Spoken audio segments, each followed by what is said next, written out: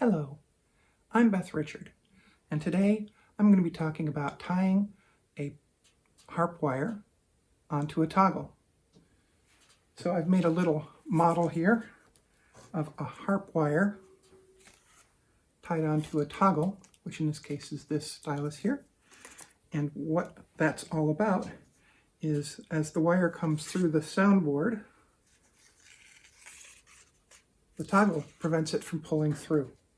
So then you can bring the wire up to tension and play your wire on your harp. Why would you want to know how to do this? Well, there's two reasons really. One is that you've broken a string on your harp already and you need to replace that string. So you need to tie the replacement wire onto the toggle to keep it from sliding through the soundboard as you bring it up to tension. The other reason is because you just may have to do a lot of that. This is a 1983 Chris Caswell Journey harp. It's a little unusual in that it's only 23 strings instead of the usual 24, and all 23 of them need to be replaced. I find that these are very corroded and they're not in great shape. They're still sounding really good though.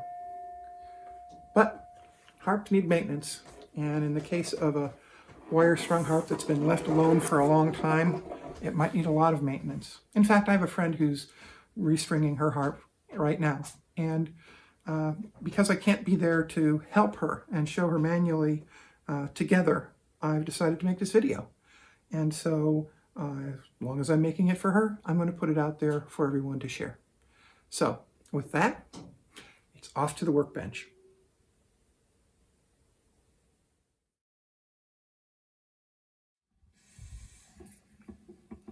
So before we get started on the workbench, I just wanted to point out what toggles are.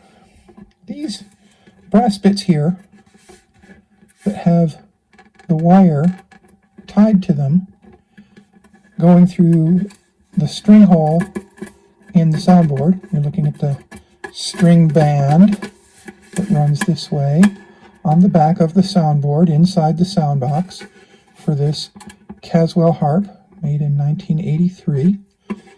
And I don't know, but my suspicion is, based on what I know of the provenance of this harp, that these were tied on by Chris Caswell in 1983.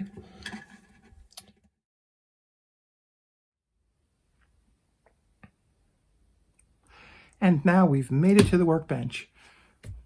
So we're going to cut some wire and tie it onto a toggle. So let's talk about some tools that we need to do that. I said, well, we're going to cut some wire, so it wouldn't surprise you to find we need some wire cutters. This is a fairly stout pair of wire cutters. It'll go through every harp wire I've ever come across, and even thicker things. They come in smaller sizes. This is the one that's lived in my gig bag for years, and it's perfectly fine for the wires that I've ever used on any of my harps. There's also some multi-tools. I don't like these quite as much, just because the cutters on these vary widely in quality. So you might get a good one, you might not. You'll have to play with it and see what you get. It also has the needle nose plier aspect on it here. They also come in varying sizes. So that's how we're going to cut our wire. And then we're going to need to grab that wire. Well, I don't know if you've noticed, but that wire is pretty thin, and so it's hard to manipulate with your hand. And so a pair of needle nose pliers is something that can be helpful in manipulating that wire, and these would work just fine for that. But there's something even better. These, I believe they're called hemostats. There's another name for them, needle something or another, that people in our medical professions would know far better than I. And the thing that I like about them is that you can attach them to the wire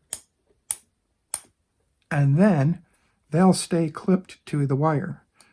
You have various tensions on there. That's super tight. I usually only need to be on the first or maybe second click to keep that wire in there. And then I can manipulate it and let go of it and do all kinds of different things. And it stays good.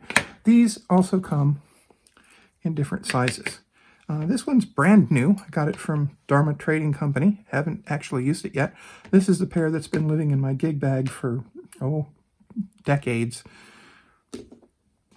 So these are the tools that help us manipulate the wire as we're trying to tie the wire to the toggle. What other tools might we need? Well, that's enough to get the basics done. But there's another tool that John Gill at Melody's Traditional Music and Harp Shop taught me about, and that is a bench vise. Why a bench vise? Because it can hold that toggle, and that gives you two hands to manipulate the wires with. That's an excellent solution. Problem is, I don't have a bench vise, so I can improvise one. I've just got a piece of wood here that I can clamp to my desktop. So do a little bar clamp. Here's a bar clamp. You get these at Home Depot or Lowe's or any of the other DIY big box kinds of stores. They're really quite common. I'll use two of them. Here's the second one to give me 2 points of contact. It's not moving around very much at all, which is good because that's kind of the point, is that it keeps things stable. Okay, those are down tight. So that's the tools. What about materials? So you're going to need some wire. Here I've got a spool of wire that is 16. What 16 is a 16,000th of an inch. That's 1/1000th of an inch is 0.001. So this is 0.016, 16,000th of an inch. It's brass. There's other options available. Bronze is a pretty common one. Historical harps. Some of the historical harps are strung in both silver and gold. More about that in another video. So here we have our brass, 16,000th. You can see just how thin that is. The really heavy strings at the bottom of my harp are 32,000, so twice this thick. Another thing you're going to need are toggles. Okay, where do you get toggles? Well, if you're replacing a string, you probably still have the toggle that was in that string. But if you've got to get a new one, then there's a couple of options there. You can buy them pre-cut from some places, but I discovered that I was able to buy 1/16, let me turn it where you can see it, 1/16 inch brass rod, which is 1.57 millimeters, 1.5 millimeters, which I bought from Ace Hardware. It cost me $3. It came in a 2-pack. I'm sorry, it cost me $2. It came in a 2-pack, and it has about 3 feet of length in each one. This is more toggles than I'll ever need in my entire life, plus some. And so this is how you make a toggle. Yeah, roughly, and these are 1-inch squares, so roughly an inch-ish or so. There's no exact dimension here. So, 25 millimeters. I'm going to just use my stouter pair of wire cutters to snip this off. One of the things that I don't like to do is let this loose end go flying across the room and hit somebody. So whenever I cut wire, I hold on to the other end of it. And there we have it. I especially am careful about that with my harp wires because they're small enough that it's really hard to find them if they get into the carpet. And the easiest way to find them is to walk around in your bare feet and then pull them out of your skin, which is definitely not a recommended way to find your bits of cut-off wire. So I tend to be very careful about my wire cut-off procedures to manage those bits and throw away the pieces that are, like broken wire ends and that kind of thing, unless they're gold or silver. And then, that just keeps things a bit more safe. So let's get to tying. So here's my improvised vise bench vise. And here's the trick that John Gill showed me, which is you can clamp the toggle right to the bench vise. Keep doing that. this is excellent news because this is really stable. It's not going anywhere. The next thing I need to do is to get my wire. I'm going to pull off maybe, what's that? About a little less than a foot, a little less than 30 centimeters. And I'm going to attach my clamp to that. And away we go. I don't need very much. Yeah, there you go. That's probably good. And here we have the wire. Now, I'm not going to cut the wire off of the spool yet. I'll do that when I've got the toggle tied on, and I'll then take it to my harp and use the toggle, hold the toggle against the soundboard and get an idea of how much wire I actually need to cut off when making the string. So for now, I just need enough to tie my knot. How much is enough to tie the knot? Well, I don't know, maybe something like this. 2 inches, 5 centimeters, something like that. And so I start by bringing it around the toggle. I'm holding it tight against the toggle.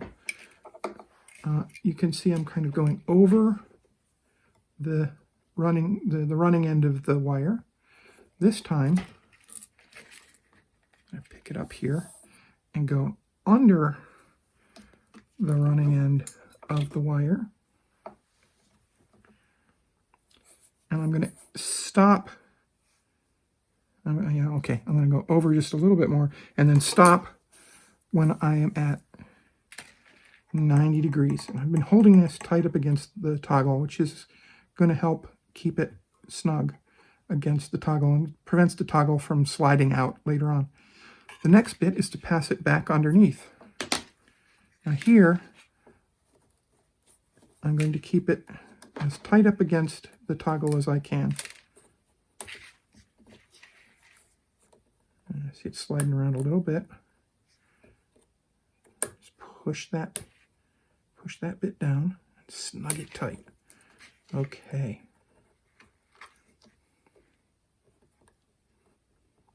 There. Don't know if you can see that. That's pretty tight on there. I'm going to do it once again. Under 90 degrees. No, see, sliding around. It's actually a little looser than I like. This is certainly not the best toggle I've ever tied, but not the worst. Around we go. At this point, it should be pretty stable. Which means I can get it out of the vise and manipulate it by hand. Oh, wait. I have another helper here that can help me manipulate it by hand. That's right. That's much more stable in my hand. Here's where I want to wind the end that we cut off around the running end. So I can just take that, rotate this around there. Now, the interesting part here is that it is spiraling up. Let me get a better grip on this. It is going to spiral up. Yeah, it's already getting better. The end that's going to go through the harp. But I want to make, I hope this is coming out well, I want to make the spiral fairly tight. And the easiest way to do that is to not think about making a spiral at all, but just going around the wire. And the wire will then lay next to the previous wraps, and it'll make its own spiral very, very nicely. Oh, wait a second. I do want to keep the coil end here free from getting stuck on things like my hemostat because I want it to rotate freely. Okay, so around we go. I'm keeping a good tension. You can see it slowly but surely sucking the, there we go, sucking this end up to the wire. Before I get all the way up to that, I want to stop. Nice and tight through here. I'm liking that. And at this point, what I want to do is take this little spur that we've got left over here and bend it down so that it is below the toggle itself. Okay, why? Well, the soundboard's roughly, that thick or so. And if I pulled this toggle up tight to the soundboard back, and this was shorter than this length, then it would end up inside the soundboard as a little spur. Well, okay, what's the problem with that? Nothing at all if you're playing your harp. But when you break that wire, as they all do, a lot of times they'll break right at the exit from the soundboard.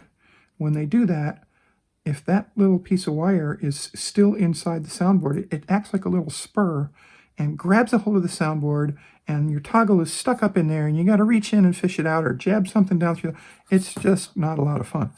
When the end comes past the toggle like this, it doesn't have to be a lot, just a little bit, it just falls out. It just lays in the back of your soundboard. And at that point, you can just fish it out, and you're ready to reuse the toggle or make a new one and get yourself rewired into your harp. So this is a toggle tied onto the wire, and it's pretty stable, and I would be happy to put this on my harp, which I will do in another video. So let's talk just a second about materials for toggles. Brass, a fine material. It's on the harps that I already have that have toggles. That's why I use it. But it's not the only choice. I've seen wood toggles. Now this is just a kitchen skewer, which probably works fine for smaller diameters. For bigger diameters, I might want to go to something larger. This is roughly 1/8 of an inch, so something like 3 millimeters or so. Something like 1/4 of an inch or 6 millimeters would be appropriate for something that's got more tension on it in the lower strings of the harp. Additionally, there's other things besides toggles. This is a ring toggle. It was off of my very first harp. It was put there by the maker. It worked okay. It's a little bit harder to wrap around because, as you saw here, I could, pushing it through the ring is a little bit harder. And this little critter right over here, there we go, is a brass ball end, which was purchased from Robinson's Harp Shop. And this guy kind of looks like the sort of thing that you would see on the end of a guitar string. And it's my favorite bit for tying an end onto a wire to prevent it from slipping through. Not at all from the period at the time when these wire-strung harps were made historically. I don't know when these ball ends started coming into existence, but I would have to guess probably early 20th century. Maybe the very late end of the 19th century. So there we have it. Options for materials, and it's nice and snug. A nice snug toggle tied to a harp wire.